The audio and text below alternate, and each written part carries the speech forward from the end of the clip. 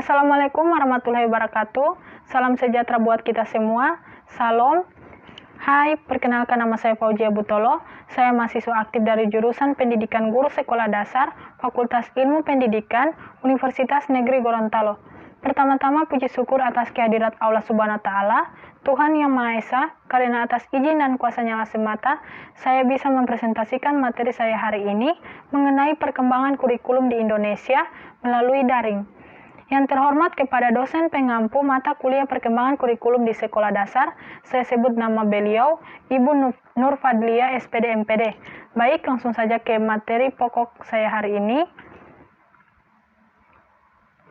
Yang pertama, materi pokok saya yaitu pengertian kurikulum, kemudian ada kurikulum menurut para ahli, ada hakikat kurikulum pendidikan, sejarah perkembangan kurikulum di Indonesia, dan perkembangan kurikulum. Langsung saja ke pengertian kurikulum.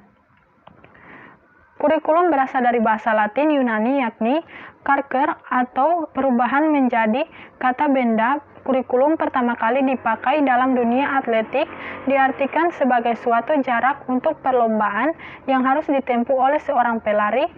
Kemudian istilah ini diadopsi dalam bidang pendidikan sehingga mengandung pengertian kumpulan mata pelajaran yang harus diajarkan guru untuk dipelajari subjek didik. Kemudian ada menurut para ahli. Menurut para ahli di sini yaitu menurut Profesor Dr. Henry Guntur Tarigan. Ia menyatakan bahwa kurikulum ialah suatu formulasi pedagogis yang termasuk paling utama dan terpenting dalam konteks proses belajar mengajar. Kemudian ada Profesor Dr. S. Nasution MA. Ia menjelaskan bahwa kurikulum adalah suatu rencana yang disusun untuk melancarkan proses belajar mengajar di bawah bimbingan dan tanggung jawab sekolah atau lembaga beserta staf pengajarnya. Next, kemudian ada hakikat kurikulum pendidikan. Pengolahan kurikulum adalah suatu bentuk pengolahan yang ditunjuk untuk keberhasilan kegiatan belajar mengajar secara maksimal dengan titik berat pada usaha meningkatkan kualitas interaksi belajar mengajar. Kemudian ada sejarah kurikulum. Kurikulum sering mengalami perubahan dari tahun ke tahun. Perubahan tersebut merupakan konsekuensi logis dari terjadinya perubahan sistem politik, sosial budaya, ekonomi dan iptek dalam masyarakat, berbangsa dan bernegara, sebab kurikulum sebagai seperangkat rencana pendidikan yang perlu dikembangkan secara dinamis sesuai dengan tuntutan dan perubahan yang terjadi di masyarakat. Nah, kemudian ada perkembangan kurikulum di Indonesia. Perkembangan kurikulum di Indonesia itu pertama kurikulum pada tahun 1947. Kurikulum yang pertama pada masa kemerdekaan namanya Rencana Pelajaran 1947 yang baru ditetapkan pada tahun 1950. Susunan Rencana Pelajaran 1947 sangat sederhana, hanya memuat dua hal pokok, yaitu daftar mata pelajaran dan garis-garis besar pengajaran. Rencana pelajaran pada tahun 1947 lebih mengutamakan pada watak kesadaran bernegara dan berbangsa daripada pendidikan pikiran. Materi pelajaran dihubungkan dengan kejadian sehari-hari serta perhatian terhadap kesenian dan pendidikan jasmani. Garis-garis besar pelajaran pada saat itu menekan pada cara guru mengajar dan cara murid mempelajari. Misalnya, pelajaran bahasa mengajarkan bagaimana cara bercakap-cakap, membaca, serta menulis. Kemudian ada kurikulum 1952. Setelah rencana pelajaran 1947, pada tahun 1952, kurikulum di Indonesia mengalami penyempurnaan pada tahun 1952 yang diberi nama Rencana Pelajaran Terurai. Kurikulum ini sudah mengarah pada suatu sistem pendidikan nasional, fokusnya pada pengembangan daya cipta, rasa, karsa, karya, dan moral atau pancawardana. Mata pelajaran diklasifikasikan dalam 5 bidang studi, yaitu moral, kecerdasan, emosional atau artistik, keprigelan atau keterampilan, dan jasmania. Pendidikan dasar lebih menekan pada pengetahuan dan kegiatan fungsional praktis. Kemudian ada kurikulum tahun 1964 yang diberi nama Rencana Pendidikan 1964. Kurikulum ini adalah pemerintah mempunyai keinginan besar agar rakyat mendapat pengetahuan akademik untuk pembekalan pada jenjang SD, Kemudian ada kurikulum pada tahun 1968.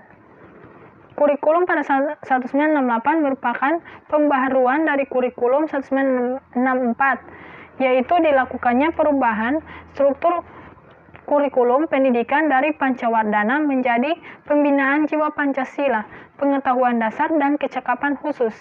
Dari segi tujuan, pendidikan tentang kurikulum 1968 bertujuan bahwa pendidikan ditekankan pada upaya untuk membentuk manusia Pancasila sejati, kuat, dan sehat, serta mempertinggi kecerdasan dan keterampilan jasmani, moral, budi pekerti, dan keyakinan beragama. Isi pendidikan diarahkan pada kegiatan mempertinggi kecerdasan dan keterampilan, serta mengembangkan fisik sehat dan kuat. Kemudian ada kurikulum 1975. Kurikulum 1975 menekan pada tujuan agar pendidikan lebih efisien dan efektif.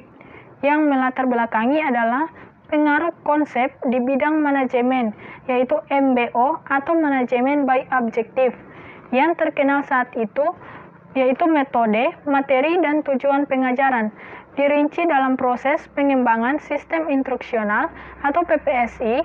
Zaman ini dikenal dengan istilah satuan pelajar, yaitu rencana pelajaran setiap satuan bahasa.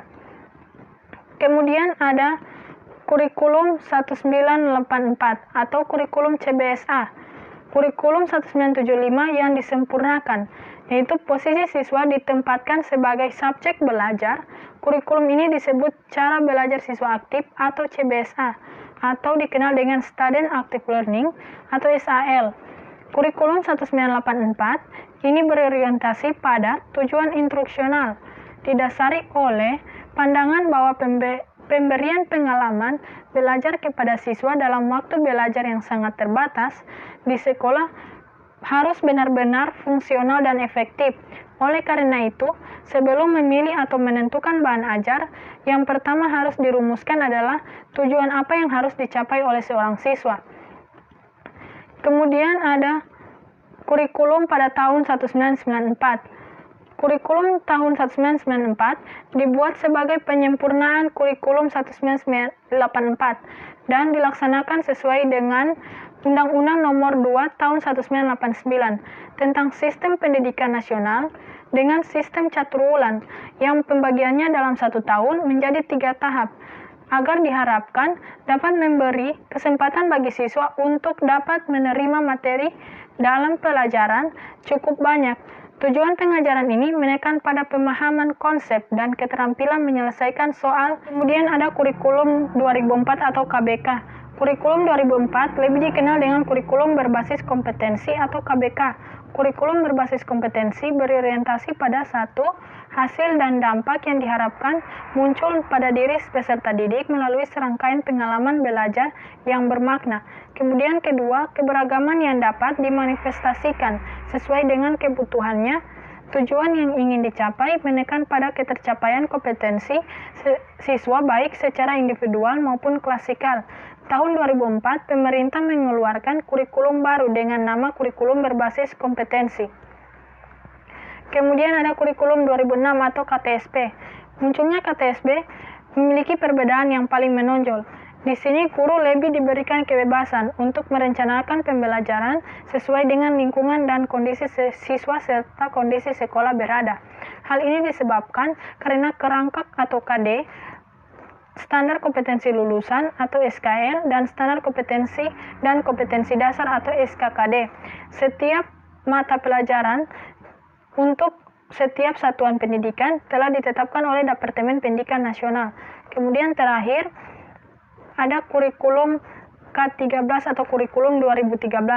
Inti dari kurikulum 2013 adalah ada upaya penyederhanaan dan tematik integratif. Kurikulum 2013 disiapkan untuk mencetak generasi yang siap dalam menghadapi masa depan. Karena kurikulum ini disusun untuk mengantisipasi perkembangan masa depan maupun lebih baik dalam melakukan observasi, bertanya, bernalar, dan mengkomunikasikan atau mempresentasikan. Adapun objek yang menjadi pembelajaran dalam penataan dan penyempurnaan kurikulum 2013, yaitu menekankan pada fenomena alam, sosial, seni, dan budaya. Melalui pendekatan itu, diharapkan siswa kita memiliki kompetensi sikap, keterampilan, dan pengetahuan jauh lebih baik. Kemudian pelaksanaan penyusunan kurikulum 2013, yaitu dengan mencangkup kompetensi sikap, pengetahuan, dan keterampilan secara terpadu, sebagaimana dalam amanat Undang-Undang Nomor 20 Tahun 2013 tentang Sistem Pendidikan Nasional, dalam penjelasan pasal 35 di mana kompetensi lulusan merupakan kualifikasi kemampuan lulusan yang mencakup sikap, pengetahuan, keterampilan sesuai dengan standar kompetensi yang telah disepakati. Paparan ini merupakan bagian dari uji publik kurikulum 2013 yang diharapkan dapat menjaring pendapat dan masukan dari masyarakat. Sekian materi saya hari ini. Apabila ada salah tutur kata maupun sikap, saya mohon maaf. Wabillahi taufiq walhidayah. Wassalamualaikum warahmatullahi wabarakatuh.